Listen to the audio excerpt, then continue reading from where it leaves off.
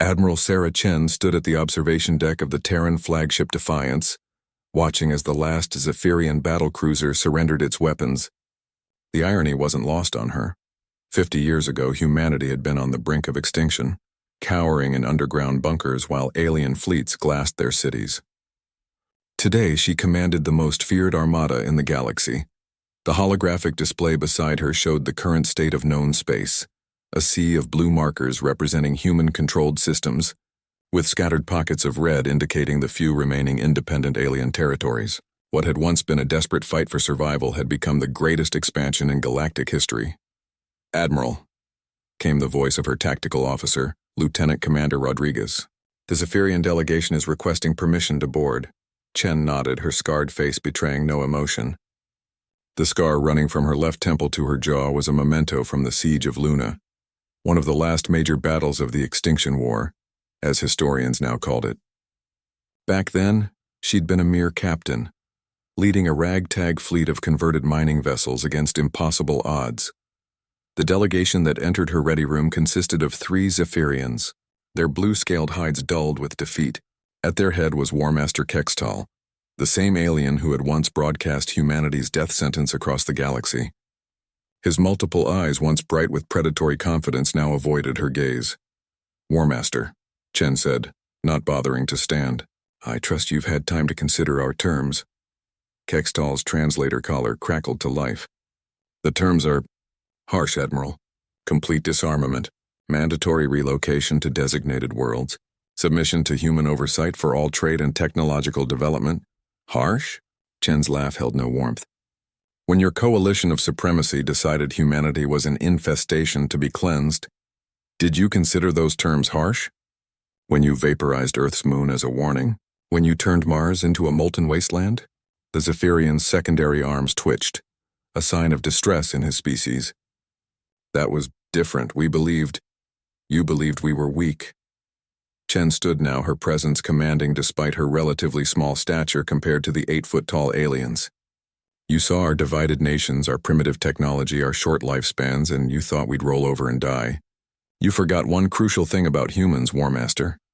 She moved to the viewport where the remnants of the Zephyrian fleet hung dead in space. "We're really good at holding grudges. The war had lasted 27 years. In the beginning, humanity had no chance. The coalition of supremacy, consisting of the Zephyrians, the crystalline Vactar, and the hive-minded Nexus, possessed technology centuries ahead of human science. Their first strike had wiped out half of Earth's population and left the survivors scattered across underground facilities and asteroid bases. But they had made one critical error. They hadn't finished the job quickly enough. Dr. Marcus Webb had been working on theoretical quantum mechanics when the first alien ships appeared. By the war's 3rd year, hidden in a bunker beneath the ruins of Geneva, he'd reverse-engineered captured alien technology and created humanity's first practical FTL drive. By year 7, human ships were matching alien vessels in space. By year 15, they were exceeding them. The aliens had superior technology, but humans had something else. Adaptive creativity born of desperation. When the Zephyrians deployed quantum torpedoes, humans invented quantum shields. When the Vactar used crystalline resonance weapons, humans developed disruptive frequency generators. Every alien advantage was studied, understood, and countered. But the real turning point had come during the Battle of Proxima. Outnumbered 3-1, Admiral Torres had done something no alien commander had ever considered.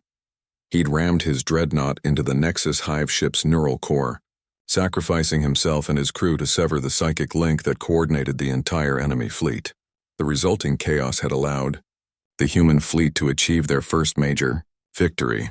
That's when the galaxy learned that humans didn't just fight to win. They fought with a fury that transcended rational calculation. "Your terms will be accepted," Kextal said finally, his voice barely above a whisper. "The Zephyrian remnant submits to human authority." Chen turned back to him. "Wise choice. You'll find that humans can be merciful rulers to those who don't try to exterminate us." After the delegation left, Rodriguez approached with a data pad. "Ma'am, reports from the outer colonies. The Andorian Republic is requesting membership in the Terran Federation. That makes them the 47th species to apply for protectorate status." Chen reviewed the data. It was remarkable how quickly the narrative had changed. Species that had once viewed humans as primitive upstarts now begged for their protection. The same adaptive ingenuity that had saved humanity from extinction was now rebuilding the galaxy according to human principles. Cooperation over conquest, innovation over stagnation, unity over division. Approve their application, Chen said. Schedule a cultural exchange program. Full citizenship track if they meet the requirements. The truth was, humanity had learned something from nearly being wiped out. They never wanted any species to experience that kind of existential terror. The Terran Federation offered something the old galactic powers never had: genuine partnership instead of domination. As Chen looked out at the stars, she thought about the billions of humans who had died in those early years, who never lived to see this moment of triumph. They had died fighting not just for their own survival, but for the right to determine their own destiny among the stars. The aliens had tried to wipe them out, had very nearly succeeded. But they'd forgotten the most important rule about humans: you don't knock them down without ensuring they can never get back up. Now, humanity made the rules. And the first rule was simple: never again.